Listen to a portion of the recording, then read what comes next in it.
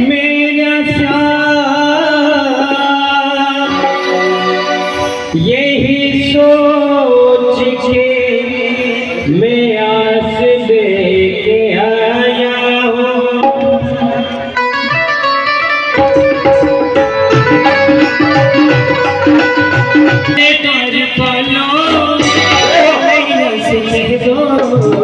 अरे दौड़ पालो कन्हैया से कह दो और पेश दो।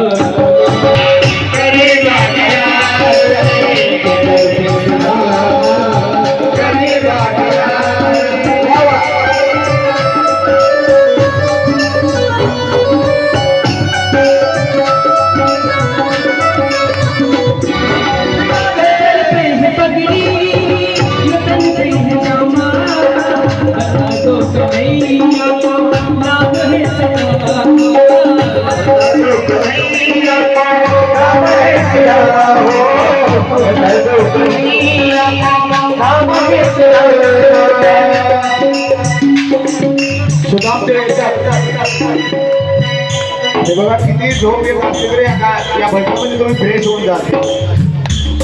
टाळी टाळी टाळी टाळी वाजवा सर्वात एक टाळी फक्त।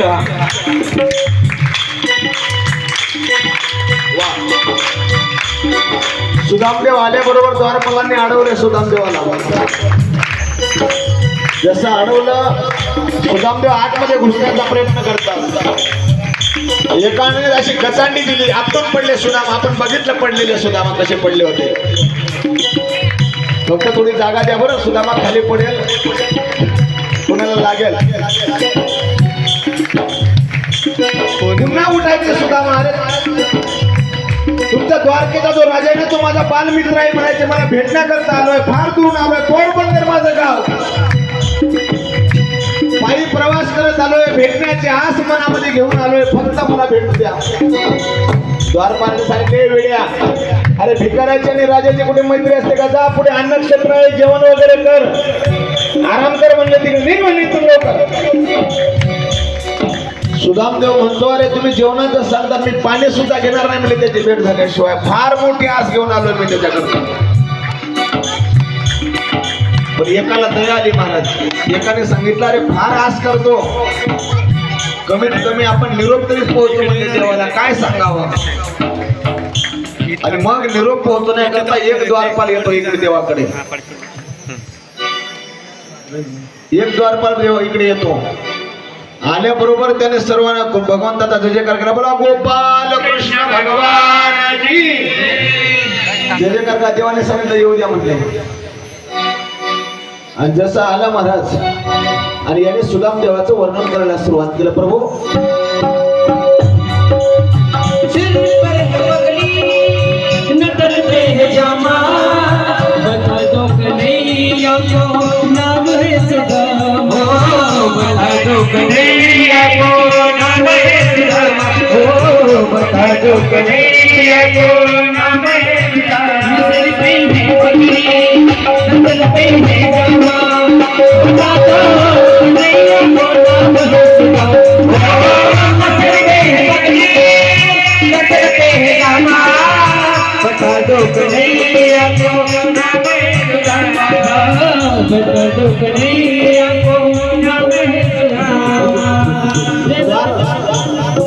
द्वारपाल आलाय का रे? काय निरोप आहे प्रभू? एक अतिथी आलेला आहे प्रभू। काय वर्णन करावं? देवाने सांगितलं काय वर्णन सांगता येईल का? काय वर्णन करावं? शीश पगान जगात नपय प्रभू। प्रभू त्याच्या डोक्यावर पगडी नाही अंगावर नीट कपडा नाही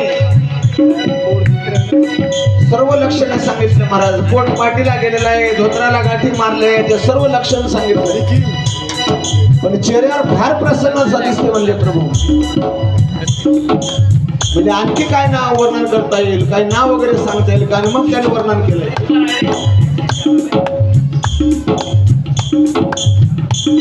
इकडे बघा बोल भैया चले आए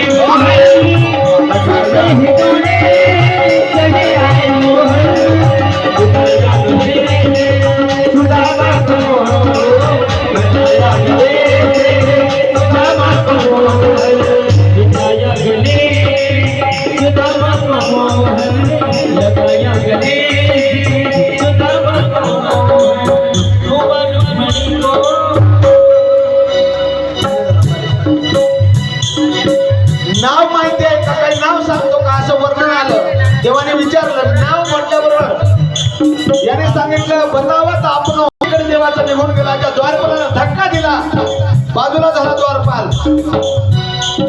जसे पळतात देव, अनेक द्वारपाल म्हणतात अरे का कुठे चालले, काय परिस्थिती आहे. सर्व द्वारपाल मागे आहेत. गेल्या बरोबर सुदामाला आलिंगन दिलं देवाने. डोळ्यामध्ये अश्रू आहेत सुदाम देवाच्या. वा, द्वारपाल तर घाबरून गेले आणि मग देवाने सुदाम देवाला आतमध्ये आणलं. आणल्याबरोबर काय केलं महाराज आपल्याला पुढे ऐकायचं.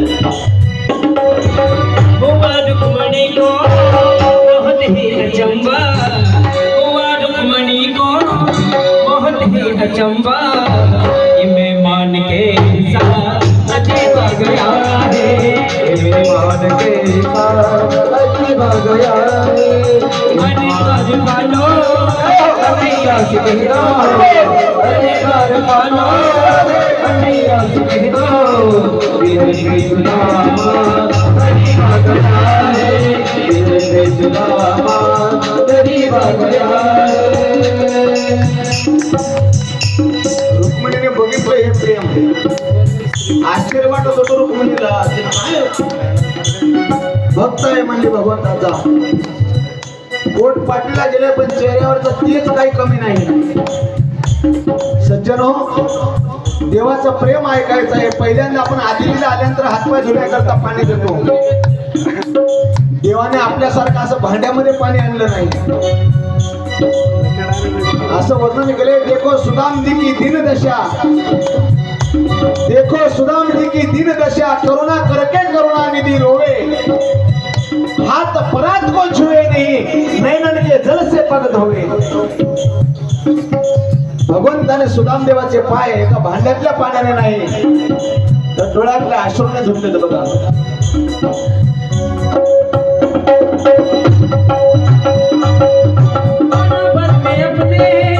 सुदामा बिठाया बराबर में अपने, सुदामा बिठाया जगन आसों सामने बुलाया, जगन आसों सामने बुलाया. बराबर में अपने सुदामा बिठाया जगन आसों सामने बुलाया. बराबर में अपने सुदामा बिठाया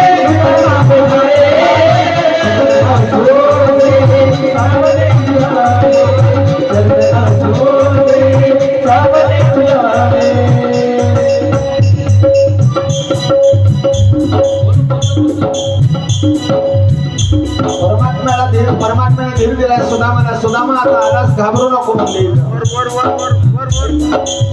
न घबराओ मोहन, न घबराओ प्यारे, सुदामा मोहन, न घबराओ प्यारे, जरा तुम सुदामा खुशी का जमाना देखे करीब आ गया है.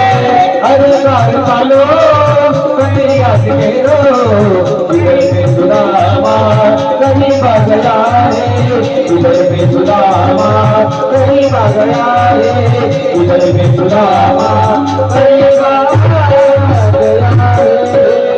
पूजा थांबा, पूजा राहू द्या, पूजा राहू द्या. रुक्मिणी विदर्भातूनच आणली. रवींद्र शेठ यांच्याकडून झाकीवाल्यांना 51 रुपयाचे बक्षीस देण्यात आलेले. गोपाल कृष्ण भगवान की जय. रुक्मिणी सुंदर होती म्हणून याने पळून आणली ना म्हणते.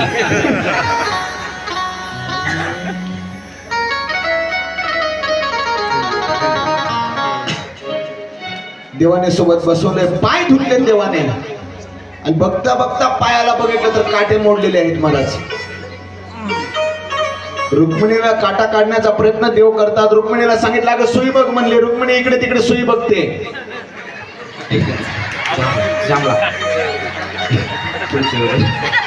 खुर्चीवर बसून कुठे सुई सापडेल का रुक्मिणीला.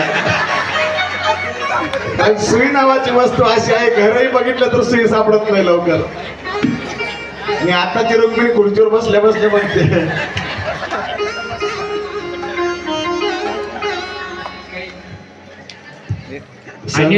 कृष्णाला अनिल महाराज हिंगोणेकर यांच्याकडून सुदामाच्या पार्टाला 101 रुपयाचं बक्षीस आलेलं आहे. इकडे माझ्याकडे पैसे थंडी वाजत राहील इकडे आला. किंवा आम्हाला थंडी वाजत राहील स्वेटर बसतात एकाने ओढण्याचा प्रयत्न केला, काटा निघत नाही. देवाने तोच पाय आपल्या तोंडाजवळ नेला आणि दाताने काटा काढला महाराज. एक देव म्हणतो का रे परमात्मा रे काय दयाळू आहेस म्हणले, माझ्या पायाची लायकी तरी आहे का म्हणले एवढे. एक नाही, देवाने दाताने काटा काढला. बरं, जो मोठ्या मोठ्यांचे काटे सहज काढणारा एक नाही, त्यानेच माझ्या तुकोबारायांच्या पत्नीच्या पायातला काटा काढला, तो सुद्धा दातानेच काढला होता. हा जिजाबाईचा अधिकार होता महाराज. तुकोबारायांचा काय अधिकार असेल कल्पना करा. एक नाही, भक्ती आहे, भक्ती पुढे देव लहान होतो. एक नाही, काटा वगैरे काढला. मग स्नानाची तयारी, स्नान वगैरे झाले. आता ते भरपूर चरित्र आहे, सांगायला वेळ नाही. स्नान वगैरे झालंय आणि मग देवाने आपला पितांबर सुदाम्याला परिधान करायला दिलाय. सुदाम देवाने परिधान केलाय पितांबर. आता तुम्हाला दिसणार नाही तो. ऐक नाही, जाऊ दे आता. माऊली एक मिनिट.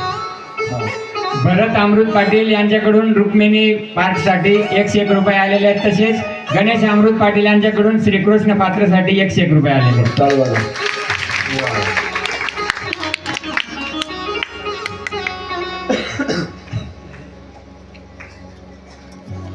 खिशात ठेव, खिशात ठेव.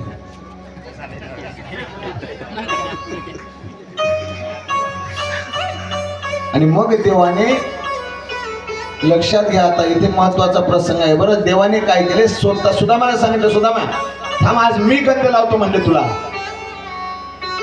आणि मग हात लावण्यामधून, त्या गंध लावण्यामधून देवाने प्रारब्धामध्ये बदल केलाय. म्हणून लक्षात घ्या, देव प्रारब्ध सुद्धा बदलतो. पण तुमच्याकडे जर तसा नामस्मरणाचा जर साठा असेल, नामस्मरणाच्या ताकदीवर आपण जे टाळी वाजवायला सांगतो की नाही, हातातली रेषा बदलण्याची ताकद टाळीमध्ये आहे, पण आपल्याला कळत नाही. एक नाही, देव प्रारब्ध बदलतो. सुदाम्याच्या कपाळावर लिहिले होतं त्या सटवीने, क्षय श्री. क्षय म्हणजे नाश होणे आणि श्री म्हणजे संपत्ती. याच्या नशिबामध्ये संपत्ती नाही. पण देवाने काय केलं, त्या क्षयच्या पुढे अ काढून टाकला गंध लावण्यामधून. काय झालं मग, अक्षय श्री, कधीच नाश होणार नाही संपत्ती. आणि मग जेवण वगैरे झालं. जेवण करण्यास सुद्धा देवाला, त्या सुदाम देवाला घरची आठवण येत होती. आणि मग बैठकीत बसले आणि देवाने सुदाम देवाला विचारलं, काय सुदाम्या, काय चाललंय, काय नाही, लग्न वगैरे झालं का म्हणले. हो झालं म्हणले.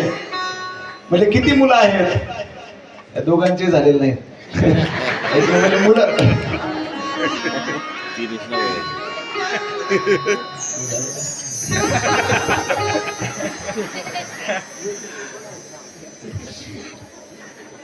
विनोदही पाहिजे की नाही थोडा. मग यांनी सांगितलं 4-5 मुलं आहेत म्हणले. वहिनी मुलं खुशाल आहेत ना म्हणले. हो खुशाल आहेत. आणि मग बोलता बोलता सुदाम देवाला विचारलं, का रे सुदाम्या, काय मजा होती रे म्हणले लहानपणी आपली, आपण गुरुच्या आश्रमामध्ये राहिलो. एक नाही, मस्त बोलत होते, गप्पा मारत होते, हसत होते. त्या हसण्यामधून देवाने हळूहळू गोष्ट काढली. बघा सुदाम्या, किती मजा होती रे म्हणले तिथे गुरुच्या आश्रमात. आपण खेळायचो, भानगडी करायचो, कधी कधी तुझी माझी कट्टी सुद्धा असायची म्हणले. सुदामा म्हणला, बरोबर आहे म्हणलं, तू माझा मारही खाल्ला होता म्हणलं बऱ्याच वेळेला. सुदामा जास्त बोलायला लागला. मग कसा हाणला होता म्हणलं तुला एकदा.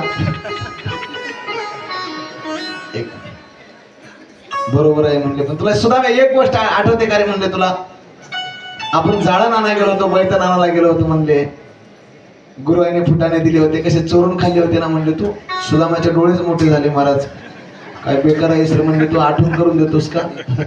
देव आठवण करून देतो बरं, केलेल्या कर्माची देव आठवण करून देतो. फक्त आपण ते बोलून दाखवत नाही.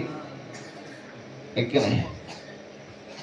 आणि मग तिथे बोलण्यामध्ये देवाने सांगितलं, का रे सुदाम्या, वहिनीने माझ्याकरता काही भेट वगैरे दिली का म्हणले. सुदामाने ती पुरचुंडी अशी दाबायला सुरुवात केली. महाराज का दाबत होते सुदामा. सुदामाला वाटत होता याचं एवढं वैभव, आणि मी जर हे पोहे काढले तर हा मला शिव्या देईल, रागवेल, करे वेड आहेस का, मूर्ख आहेस का, म्हणे तुला अक्कल वगैरे आहे की नाही, हे पोहे घेऊन आलास भिकारी कुठला, असं म्हणेल म्हणले. देवाने असं दाबायला सुरुवात केली महाराज पुरचुंडी. देवाला कळालं याने देण्याकरता आणले, पण द्यायला घाबरतो म्हणजे. देवाने असा हात बाजूला केला सुदाम्याचा. एक नाही, ती पुरचुंडी ओढली आणि जशी ओढली तशी सोडली. आणि जेव्हा खायला सुरुवात करतात पहिली पक्की घेतली की नाही, विश्वाची तृप्ती झाली महाराज, विश्वाला तृप्ती मिळाली असं वर्णन आहे. इकडे सुदाम देवाची नगरी देवाने सोन्याची करून दिली. पहिल्याच घासामध्ये बरं मुष्टीभर पोहे घेऊन गाव सोनियाचा दिला गा, हे प्रमाण आहे त्याला. मूठभर पोहे घेतले, मूठभर पोह्यामध्ये सोन्याची नगरी करून दिली. दुसरा घास घेतात, ते घेणार तेवढ्यामध्ये रुक्मिणीने हात पकडला.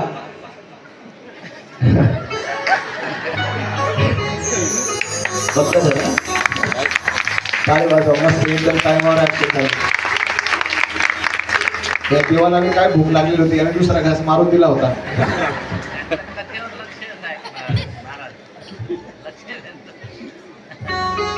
दुसरा हात का धरला रुक्मिणी? रुक्मिणी सांगितलं देवा बस बस म्हणले, किती उदार आहेस मला माहिती आहे, तू तुझं सगळं ओळखून आहे म्हणले मी. अरे पहिल्या मुठीमध्ये सोन्याचं गाव दिलं, दुसरी जर खाल्ली तर आम्हाला नोकर ठेवशील म्हणले तिथं नेऊन तू. एवढा उदार आहे.